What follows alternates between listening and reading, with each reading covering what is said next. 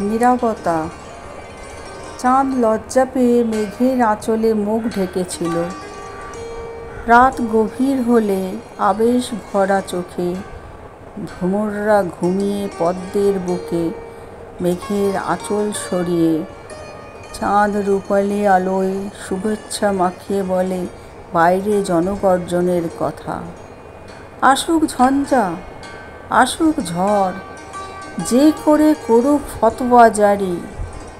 শহীদ মিনারের শোনা যাবে সেদিন অভুক্ষুকদের আর্তনাদ।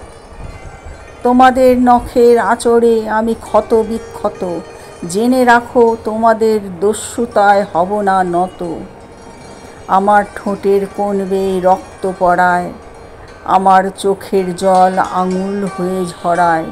তীব্র চিৎকারে গাছের পাতারা কেঁপে ওঠে, রক্তে ভেসে যাওয়া সবুজ ঘাসে পরম রোদ আবেগের স্রোতে ভাসতে ভাসতে দেখি দিগন্তের হাতছানি।